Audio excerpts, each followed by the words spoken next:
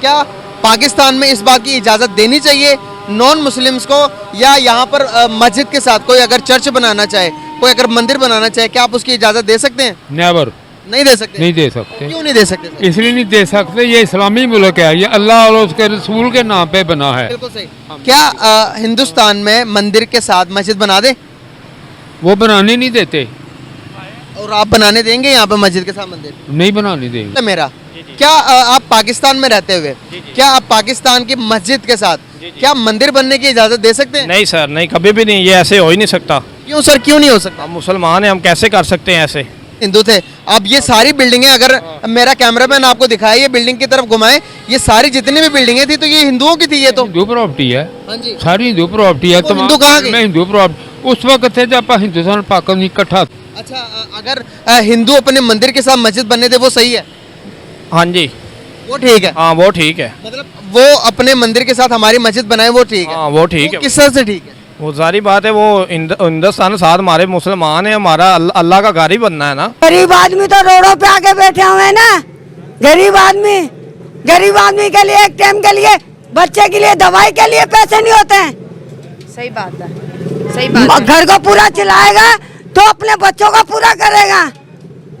ये बताओ ना, जो गवर्नमेंट वाले हैं जो हाजिरियाँ लगा लगा के जाते हैं, चल भाई हम गवर्नमेंट की जॉब है, गवर्नमेंट की जॉब है। हमारा बच्चा किसी की दुकान पे भी काम कर रहा, वो भी मजदूरी कर रहा, नहीं कर रहा? हाँ, मेहनत कर रहा है, मेहनत कर रहा तो नहीं रहा। तो ये तो बहन तो दुकानों के ऊपर बैठ के अपनी चला रहे हैं। ये किलो बिकेगा, ये 50 रुपए, ये दही है 50 रुपए का, ये 50 रुपए का 50 रुपए का दही है। ओह माय गरीब आदमी। ये तो एक कटोरी है। बात नहीं, ये देखिए हमारी आवाम जो है ना, ये खाली तमाशा देखती है। आपको हकीकत बात बता रहा हूँ, सब कुछ होता हुआ भी आज कौन निकल रहा है?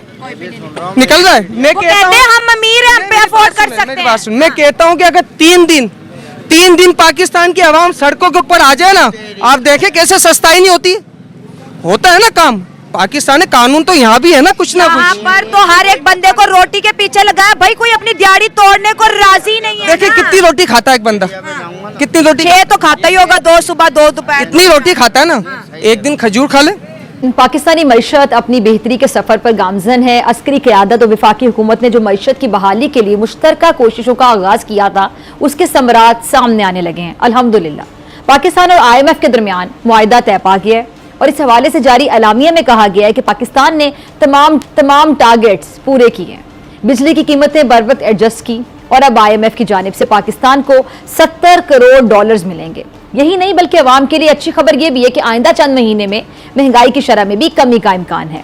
अच्छा, इस हवाले से गैर मुल्की मीडिया को इंटरव्यू में IMF की सरबरा ने कहा है कि हुकाम इंतहाई मुश्किल हालात में प्रोग्राम पर अमल करें, लेकिन पाकिस्तान का अहम मसला टैक्स वसूली का है। मुआहिदा होने के बाद आज पाकिस्तानी स्टॉक एक्सचेंज ने तारीख के तमाम रिकॉर्ड तोड़ दिए। कारोबार के दौरान 100 इंडेक्स 57,000 से ज्यादा पॉइंट्स पर ट्रेड करता रहा। कारोबार के इख्तिताम पर 100 इंडेक्स 716 पॉइंट्स के इजाफे से 57,397 पॉइंट्स पर बंद हुआ, जो तारीख की बुलंद तरीन सतह है। नमस्कार दोस्तों, कैसे हैं आप लोग? आशा करता हूँ आप लोग स्वस्थ होंगे। हमारे चैनल में आपका स्वागत है। इसी तरह हमारे वीडियो को लाइक करिए, सब्सक्राइब करिए और बेल आइकन जरूर दबाइए और हो सके तो उतना शेयर करिए। तो ज़्यादा समय ना लेते हुए चलिए वीडियो स्टार्ट करते हैं। Let's begin. पाकिस्तान में मंदिर के साथ मस्जिद बना दे? वो बनाने नहीं देते। और आप बनाने देंगे यहाँ पे मस्जिद के साथ मंदिर? नहीं बनाने देंगे। तो फिर फर्क क्या हुआ? फर्क ये हुआ कि यहाँ के जो मौलाना लोग हैं, जो सख्त किस्म के मुसलमान हैं, वो इस चीज़ की इजाज़त नहीं देंगे। मैं नहीं मानता कि किसी भगवान के चरणों में फूल डाल के ऐसे करूँगा तो मैं तो मर जाऊंगा, नहीं करूंगा। मैं तो आप नहीं करेंगे ना, जो कर रहे हैं उनकी तो रिस्पेक्ट करें। मैं कुरान को मानता हूँ, मैं गीता को नहीं देखूंगा। चाहे आप लोग बुरा कहें, दुनिया बुरा कहें, जो अल्लाह जो नबी का कलमा ही नहीं पढ़ते, मैं उसको अच्छा नहीं कहता। इस्लाम से मोहब्बत करते हैं, इस्लाम बढ़ रहा है। हिंदुओं का मज़हब मैंने बहुत करीब से देखा है। उनका मज़हब जो है ना, उसके मज़हब की कोई बेस नहीं है। मैं पढ़ा लिखा, मैंने ग्रेजुएशन की है, लेकिन उनकी बेस कोई नहीं है वहाँ पे। ना वो अपने अदब करते हैं, ना कोई बात है, ना कोई चीज़ है, कोई ऐसी बात नहीं। अब तो बुरा कह रहे हैं ना इनडायरेक्टली उनके मजहब को। उनका मज़हब है ही बुरा। मैं तो ये बात ऐसे नहीं कहते सर। हाँ, अगर आप उन्हें अच्छा कहेंगे तो आपकी इज्जत में कमी होगी। मैं हिंदू को अच्छा नहीं कहूँगा, आई एम सॉरी। 1000 2000 3000 रुपए मिलते महीने की तनख्वाह, क्या करेगा पूरा आदमी?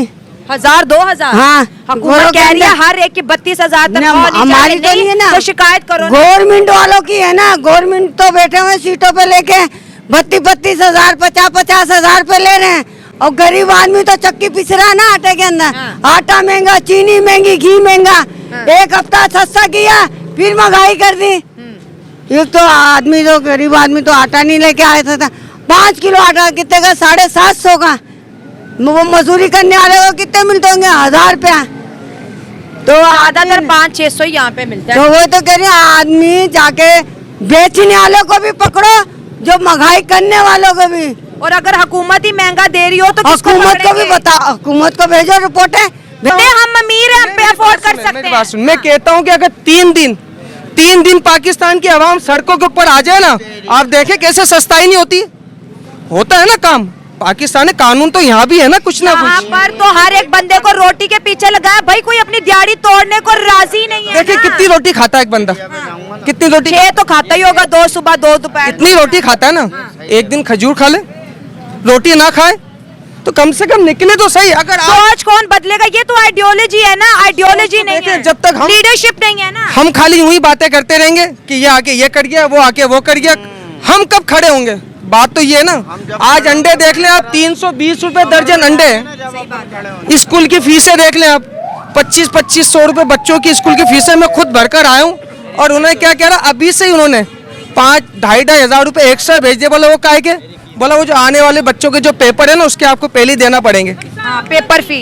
अब ये अंदाजा लगा लें कि जो गवर्नमेंट टीचर है उसकी तनख्वाह 1.5 लाख 2 लाख रुपए। अगर हम अपने नेबर कंट्री इंडिया की बात करें, 140 करोड़ अवाम का मुल्क है और 80 करोड़ अवाम को फ्री राशन दिया जा रहा है। उम्मीद की किरण जो है वो दिखाई दी है और इंशाल्लाह हम दुआ गो के आगे बेहतर रहे। सब ये जैसा कि IMF की सरबराह ने भी कहा है कि पाकिस्तानी जो मईशत है उसके लिए सबसे बड़ा चैलेंज या जो बड़ा मसला है वो टैक्स कलेक्शन है, टैक्स की वसूली। तो क्या कितना ज़रूरी है लोगों को टैक्स नेट में लाएं, ख़ासतौर पर उन सेक्टर्स को जहाँ पे जो टैक्स की चोरी है वो बहुत ज़्यादा है। नुकसान तो जाहिर बात है मुल्क की मईशत को ही होता है फिर इसका। देखिए आप फौरी तौर पे अपने इर्द गिर्द देखें, जितनी दुकानें हैं जो रिटेल शॉप्स हैं, अगर उनकी आप कलेक्शंस देखें तो वो चंद बिलियन रुपीस की हैं। और जब कभी भी हुकूमत ने थोड़ी बहुत भी उसके ऊपर टैक्स लगाने की कोशिश की है, तमाम सियासी हुकूमतें जो है उनके सामने मजबूर हो गई हैं और विड्रॉ कर लिया है।